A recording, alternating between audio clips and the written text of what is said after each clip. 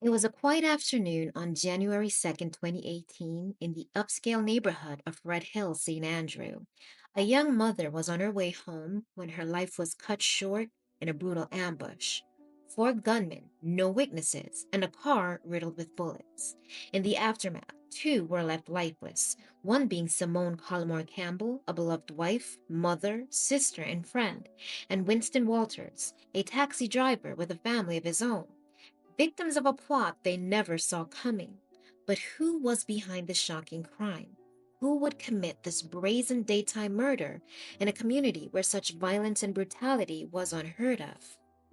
In this documentary, we will examine the complex life of Simone Campbell Collymore, the events leading to her death, and the investigation that would eventually unravel a shocking web of deception.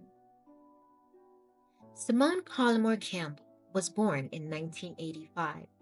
Raised in Jamaica's wealthy environs commonly known as Uptown, her family was well established, both financially and socially.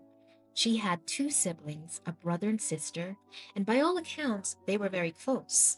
Her parents were successful business owners who gave her everything a child could want. Simone's upbringing was shaped by love, but also by the expectations of carrying on the family legacy of education and business success.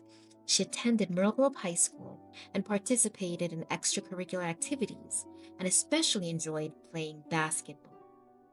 Simone, coming from a family that could afford it, left Jamaica to attend the University of North Florida in the United States in the early 2000s. Like many from Jamaica's upper class, she was able to pursue an education abroad, which was seen as a great opportunity. She enrolled at a university in Florida where she immersed herself in her studies and started building her life away from home. She met and interacted with many people and was known to be very social. One of those persons later becoming her husband, Omar Collymore. Simone first met Omar in 2005. He was a man of average means, but plenty of charm. He seemed like a perfect match for Simone, who was just on the cusp of womanhood. Their initial connection didn't pan out to the romance that would later define their relationship, but the seeds of attraction was planted for the young, impressionable Simone. Omar Collimore's journey began in Barbados, where he was born. At that time, he was named Omar Best. In search of better opportunities, he and his mother moved to New York City when Omar was young. Omar's father, whose identity is unclear, was largely absent from his life, leaving his mother to raise him alone. As a teenager, Omar's life was marred by trouble. He had brushes with the law, possibly involving petty crime and juvenile delinquency. New York's tough streets were no place for an impressionable young man, and he quickly fell into bad habits. Eventually, his mother decided to move to Florida, hoping to give him a fresh start. But Florida didn't offer Omar the clean slate his mother hoped for. He found new ways to fall into trouble, making poor choices and becoming involved in the wrong circles. Omar attended Boyd Anderson High School, where he became a popular athlete. He was also known as an entrepreneur, but how he came in possession of his merchandise, usually name brand sneakers, was not always legal, allegedly. Born with amblyopia, commonly known as lazy eye and cataracts, Omar was teased throughout his high school years about the way he looked. In many ways, his physical appearance became a source of insecurity, but it was also the fuel for his ambition. To escape the teasing and prove his worth, Omar turned to bodybuilding. The weightlifting became more than just a hobby. It was his way to attract attention, to get girls, and to feel powerful. As he grew older, his narcissism bloomed. His demeanor was always smooth, and he quickly learned how to charm those around him. People who knew Omar described him as soft spoken, yet with an air of deception. He loved to weave stories about his so called achievements: a rich father, a Navy career, and owning multiple warehouses in the Caribbean, none of which were ever verified. But it didn't matter. Omar had a talent for convincing others of his fabricated successes. Reportedly, Omar was given a track scholarship after leaving Boyd High School. The scholarship paid for his tuition and boarding, but Omar struggled with being away from home. Reportedly, he hated the distance so much that he returned, leaving behind the scholarship and the opportunity. After some brushes with the law, he eventually met Angela Aguiar. Angela was a real estate agent, successful, beautiful, and fresh out of an abusive relationship. When Omar, then just 21 years old, met her, he quickly charmed his way into her life. Angela, 33 at the time, had two children, one of whom was already a teenager.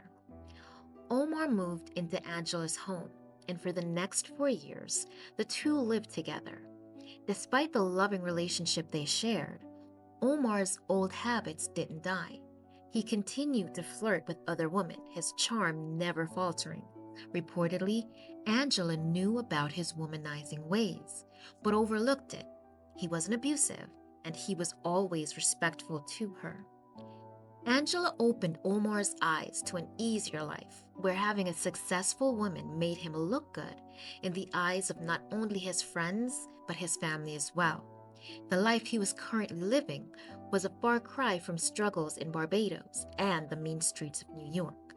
Living with Angela opened Omar's eyes to a different reality, a reality where his success was measured not by his own achievements, but by the success of the woman he could charm. Angela, with her relative wealth and status, gave him the life he always wanted. For a time, Omar seemed to have found his place in the world. He was charming, he was successful, or at least appeared to be, and for the first time in his life, he was having a lifestyle that others envied. But all of that would soon come crashing down. On June 30th, 2008, as Omar and Angela were on their way to meet friends at a bar, something terrible happened. Angela was shot and killed. Omar claimed that he stepped out of the car to tie his shoe, but in that brief moment of distraction, a man, a white, homeless looking figure, according to Omar, approached their car and opened fire. By the time Omar returned to the car, it was too late. Angela was dead, shot multiple times with no warning, in the midst of what should have been a peaceful evening. In the wake of Angela's death, Florida police quickly listed Omar Best as their prime suspect. The evidence wasn't conclusive, but all the signs pointed to him. Still, there was no clear way to pin the crime on him. Angela had taken out an insurance policy only 1 month before she was gunned down. It named one of her sons, as well as Omar, beneficiaries of the policy. Could Omar have orchestrated this murder in order to collect on Angela's life insurance policy? Had his insatiable need to feed his new flashy lifestyle led him to do the unthinkable? As investigators closed in, Omar became more and more depressed. He tried to find a job, but his rap sheet was long and finding legitimate work was nearly impossible. The pressure from the authorities weighed on him heavily, so much so that Omar, desperate and overwhelmed, reportedly attempted suicide. His suicide attempt wasn't the end of the story, however. Enter Simone Campbell in the summer of 2009. She was working at Kaplan University as a professor, and Omar had gotten a job as a student advisor. There are some conflicting reports that note he was actually working there as a security guard. But whichever version is true, they began to develop a relationship after connecting there. For Omar, life was looking up. Pressure from the police began to lessen as doubts about his involvement in Angela's murder started to emerge. No further evidence was brought forth in order to inextricably tie him to the crime. Simone was consistently there to support him through all the allegations, and with her squeaky clean image, helped to shield him from some of the continued speculation. It, however, did not stop the rumors that he and Simone were involved prior to Angela's murder. but no clear evidence to support this has emerged.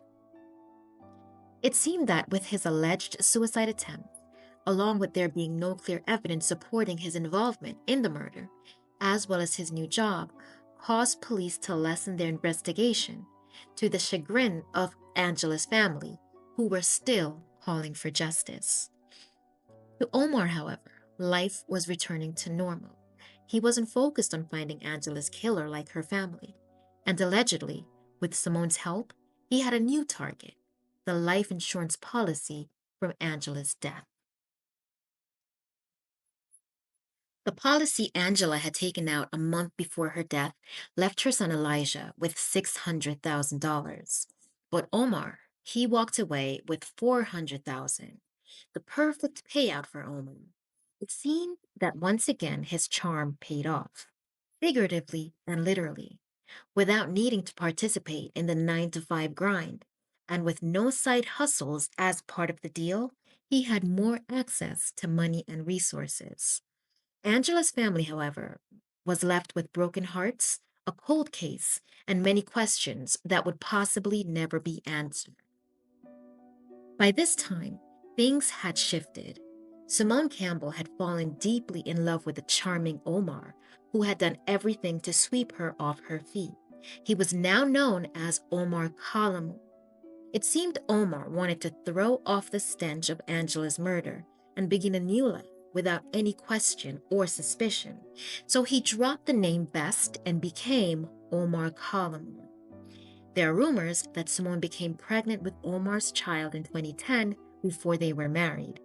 As a result, she became deeply invested in their future together. For Simone's family, image was everything: success, wealth, stability, and a happy marital home. And for Omar, this new relationship represented everything he had always wanted: access to a well off, respected family. And of course, they had the $400,000 windfall to help secure their future.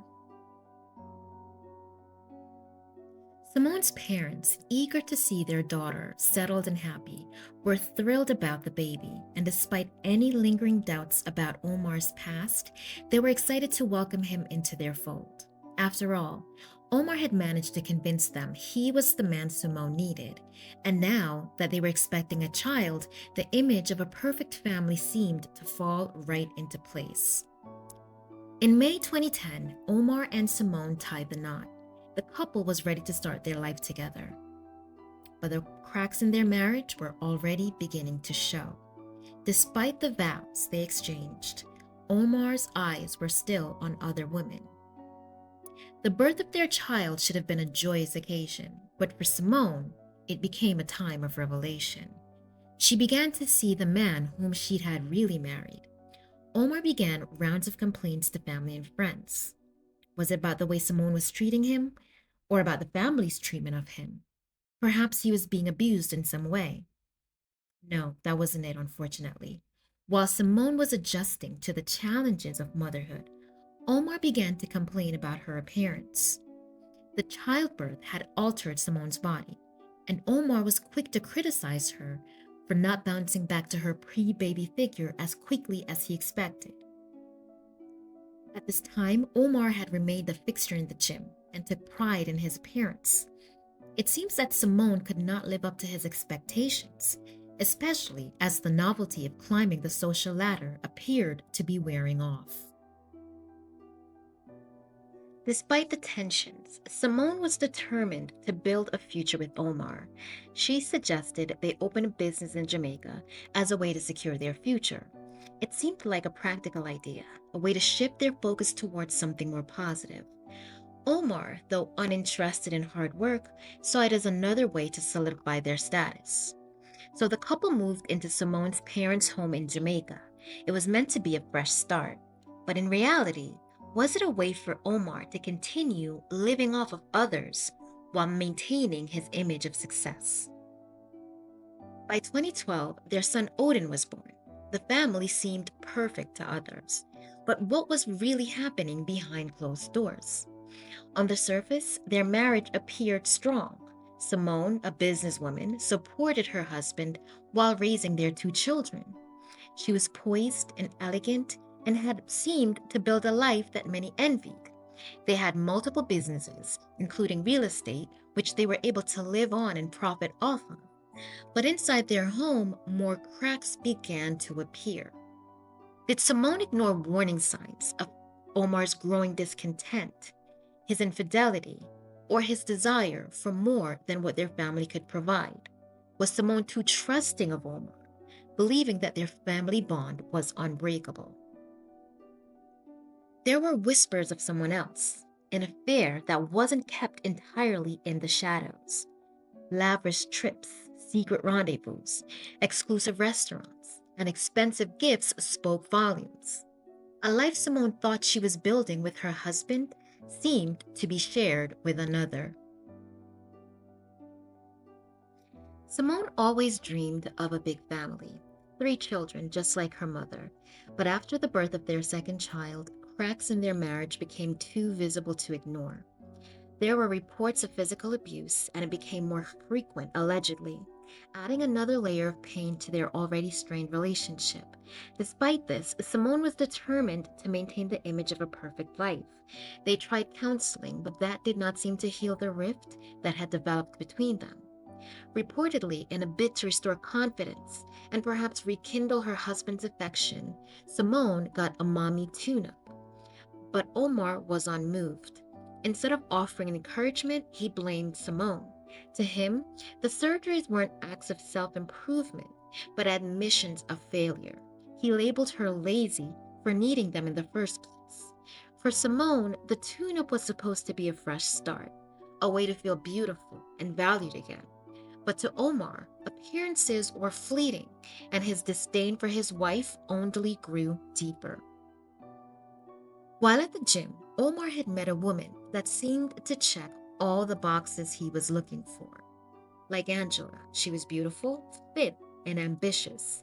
He met her at the gym, and what followed was an affair that would last for at least 2 years.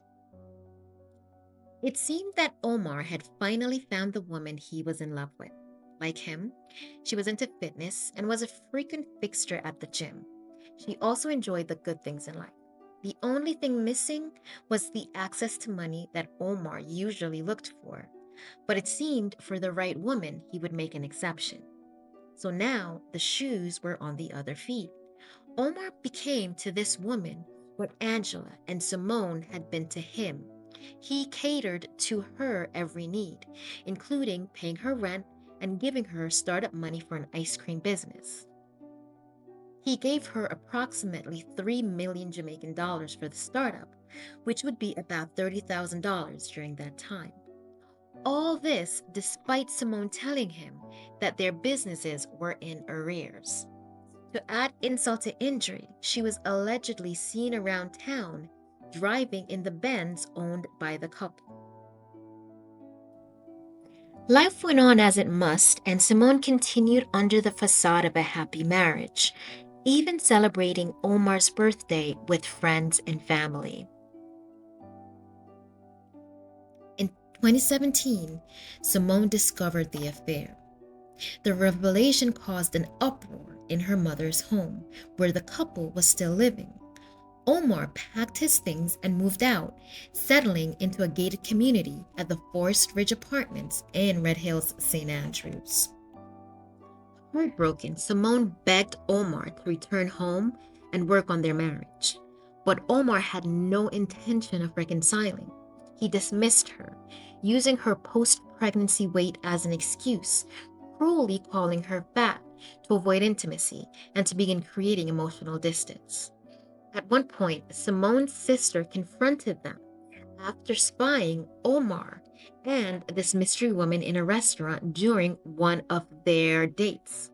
In his usual way of trying to charm his way out of every situation, Omar tried to convince her it was a business meeting. Simone, though, overlooked his failings and tried to save her marriage. Allegedly, one of her texts read the following: "Whether you like it or not, you didn't just cheat, you were disrespectful. But I told you, I want my marriage. I want my children to have their parents under one roof." Another text read, Omar, I want you. I want my family. The kids are hurting. I am hurting. You are hurting. I don't know what else to tell you. I want my man, but you have to want me as much. By December, the unexpected happened. A change of heart, or so it seemed. An offer to rekindle the relationship and start fresh. Hopeful and trusting, Simone agreed, moving into his Red Hills apartment. Her parents had no idea where they moved to, as Omar had a falling out with the family, apparently due to his treatment of Simone. But not everything was as it seemed. Unbeknownst to Simone, there were eyes on her, watching, waiting, and planning. Who was pulling the strings, and what motives lay behind the facade of reconciliation? Was there a jealous woman waiting in the shadows to become the next Mrs. Collymore? Was a disgruntled business partner waiting in the shadows for their chance to completely win the business? The days led up to January 2nd, 2018. Strange movements began to unfold around St. Andrew. A group of men, seemingly unconnected at first glance, were frequently seen in the area. Among them was Michael Adams, who would later admit to investigators that he'd been watching a certain black Benz truck often driven by Simone. Adams wasn't alone in this surveillance. Vehicles were rented, routes were mapped, and movements were monitored, all seemingly focused on one target. But who was orchestrating this elaborate operation? According to statements later given to investigators, the black Benz was more than just a luxury car. It was a key element in a chilling plan. Witnesses claimed to have seen it multiple times in strategic locations, often driven by Simone herself. On one occasion, the vehicle was reportedly tracked to a hair salon where Simone was unaware of the watchful eyes following her every move. Were these men following orders from Collymore? Or were they working for someone else? Was a jealous mistress at the center of it all? Did she want more than just her rent being paid and luxury vacations? As investigators later pieced together their stories, the chilling truth began to emerge. It is the morning of January 2nd, 2018, a clear morning in Kingston, Jamaica. Simone, as usual, made her way out to her car to go to work. But as she got closer, she discovered that her tire was flat. This was odd because the tire had not been flat the evening prior. She had no time to consider this, however, as she had to get to work. This meant she had to take a taxi. Omar was in touch with her all day, apparently ensuring that she was okay while trying to fix her car. At around 3 o'clock p.m., Simone climbed into a taxi driven by Winston Walters, who would take her home. They made their way through the Kingston traffic and approached Simone's complex. They were completely unaware of the danger that was lurking just around the corner. As the car made its way toward the apartment she shared with Omar, two men on motorcycles pulled up, shooting her and the driver in cold blood. The driver drove through the gate and the men pursued them on foot, still shooting into the vehicle. 32-year-old Simone Campbell was dead, and so was the 36-year-old taxi driver after receiving multiple gunshot wounds.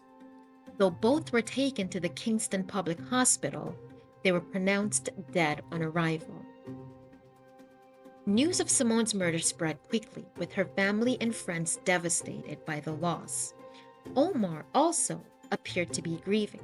He offered condolences and attended vigils, all while carefully distancing himself from the crime. In the aftermath, Simone's family and friends, left to grieve, described her as a warm, loving woman who put her family first. She was a mother, a daughter, and a businesswoman with big dreams. But did her rise to success bring her enemies? Could the pressure of maintaining a perfect image have led to hidden tensions and resentments among those closest to her? But what about Omar? Why had he also distanced himself from the family in this time of grief? As the investigation deepened, police uncovered key pieces of evidence, including surveillance footage showing the gunman's motorcycles and footage of Simone's movements on the day of her death. This led them to key witnesses who could provide critical information. The investigation was complicated, and it seemed as though the murder was carefully planned. The police went up against a mystery that would require them to dig deeper into Simone's life and the people closest to her. Police found a few things odd about the day of Simone's murder. Reportedly, at the time of her murder, Omar was fixing the punctured tire of her car right at the time she was due home. According to reports, even after his 8-year-old daughter told him people were running away from the pool area, this did not move him from the task at hand. Further, Omar did not attend Simone's funeral. He stated that he wasn't aware that the funeral was taking place, noting that he didn't have his phone. According to Simone's mother, her family planned Simone's entire funeral with no input from Omar. In fact, a day before the funeral, Omar was held by the police while trying to leave the island. Him tell the court say he don't know when a funeral, and I personally tell him time of the funeral, the location, and it's a blatant lie. I gave him all the information. Even the night before the funeral, we have the what name set up. No, the night. No man, Set up, yeah. I call him and tell him that what we're doing and all of that. I am the one who was on the phone with my husband also, and I said, Omar, remember the date of the funeral service will be this, that. If you want to put in it, if there's anything that you want to contribute, let us know. And he said, okay, mom, because he called my mom and called him Pops. He said, okay, mom. Simone's mother, Karen, further stated that she found an insurance policy for Simone, Omar, and the children in a safe located in the couple's office. The value of Simone's policy was $120 million, which would have been around $950,000 in 2018. Coincidentally, the policy was taken out less than 3 months before the murder of Simone. Not much was seen of Omar during this time, as Karen, Simone's mother, had accused him of having Simone killed for the insurance money. People started to speculate, and whispers began to circulate about a death in 2008 that was eerily similar to this one. Had lightning struck twice for Omar?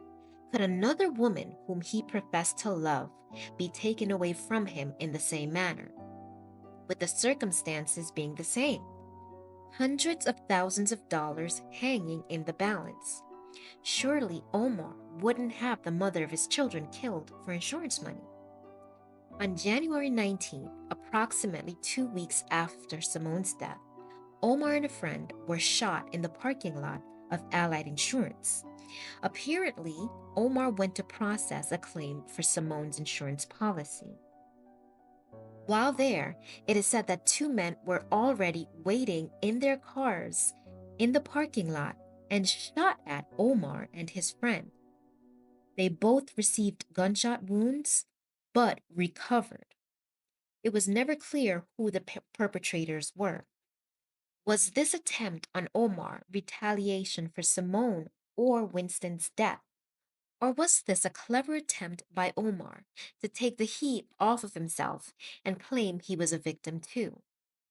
Who would have known that he would be there at that time? Surely not Simone's friends or family, because he was person non grata to them at that time. With her body being buried and her friends and family still grieving, there was still the unanswered question of who killed Simone. Who took this bright spark away from her family, her friends, her children, and her husband? Would this be another instance of an unsolved crime in Jamaica, as so often happens? More than 1 month after their murders, a warrant was issued for Omar's arrest for the deaths of Simone Campbell Collymore and Winston Walters, the taxi operator who was driving Simone on the day of her death. He was, however, able to eventually make bail. Approximately 1 month later, authorities made a breakthrough in the case. On February 23, 2018, Omar Collymore was rearrested, this time with damning evidence tying him to the crime. Michael Adams, a 27-year-old tailor and salesman, and Dwayne Pink, a 34-year-old construction worker, were also charged alongside him. Investigators uncovered a sinister plot, an alleged contract killing, meticulously orchestrated by Collymore and his accomplices. The motive? A $120 million life insurance policy in Simone's name. Forensic evidence played a key role in the case. Cell phone data revealed incriminating communications between Omar and the 5 men accused of carrying out the attack. Witness testimonies further painted a picture of careful planning and cold-blooded execution. Witnesses claimed Omar had been deeply involved in orchestrating every detail of the murder, from renting vehicles used to tail Simone to giving them the green light for the hit. In April of 2018, 21-year-old Shaquille Edwards was also charged with the murder. A few months later, in June of 2018, Wade Blackwood was also picked up and charged by the police for Simone's murder. Blackwood was a laborer, but had affiliations to a notorious Jamaican gang called Unruly Gang. The four languished in jail until 2021, when Blackwood, the final person charged in the case, pleaded guilty and turned on the other co-accused. He was one of the men seen in the video shooting into the car where Simone and the taxi driver, Winston Walters, were. Blackwood testified that one of the shooters was offered 20 million Jamaican dollars, at the time around 162,000 US dollars.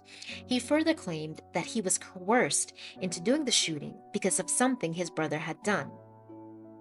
Blackwood reportedly further confessed that while he was in the same cell as Omar, he offered to pay him if he takes the fall for the murder. Blackwood said that Omar told him to testify that Simone had in fact paid him to kill Omar, but it had turned the other way. Apparently, Omar thought he could still wheel and deal his way out of the trouble he had found himself in. Blackwood did not agree to take the fall and was sentenced to 2 life sentences, with him being eligible for parole after 20 years. At the time of the murder, Blackwood was 21 years old. If he's able to get parole after 20 years, he will be let out of prison at the age of 44. Omar Collymore's trial and that of his co-accused began on February 12, 2024. All pled not guilty, and their attorneys vigorously defended them. However, it seems the evidence was just too much to overcome. There were 2,000 cell phone contacts identified between Omar and the other accused men. Blackwood, who had already been sentenced, testified against and named all of the accused, along with himself, in the killing of Simone. A cop testified that when Michael Adams was initially arrested, he had accused Omar of being the mastermind behind the killing and trying to have him take the fall. He later recanted this and changed his testimony completely. The ex-girlfriend of Omar testified and confirmed that she was in a long-term relationship with him while he was married to Simone. During her testimony, she revealed that Collymore had stayed with her until 1 a.m. on the night of the murder, just hours before he allegedly hired assassins to kill his wife. Additionally, she testified that Collymore called her 7 times on the day of the murder, attempting to persuade her to rekindle their affair.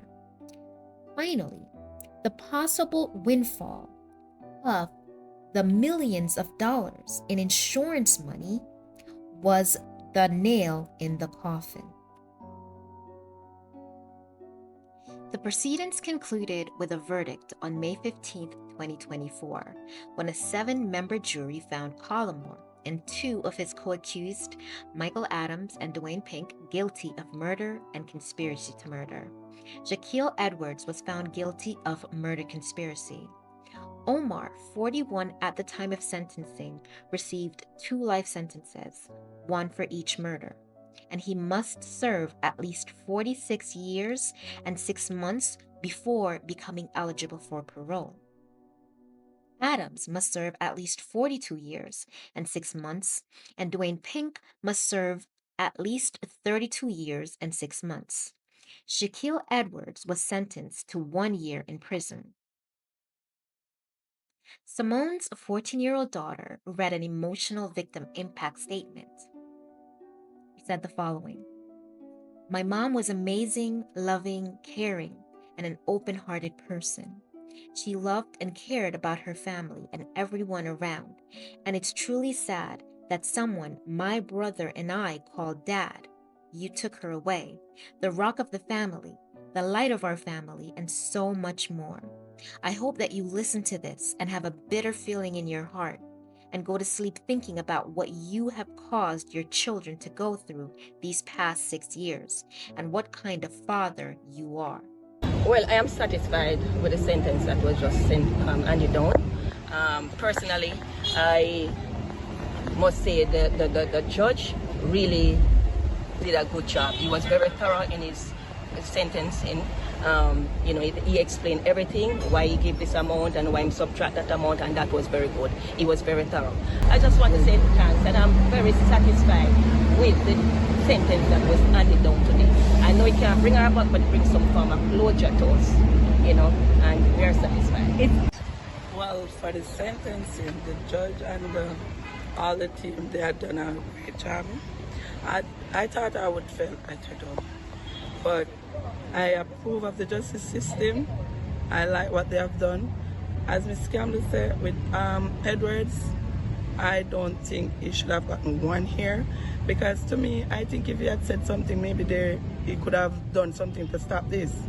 And then again, I wanted them all to get more, especially Collymore, because this is a gruesome act to somebody that you call your wife, you lay together.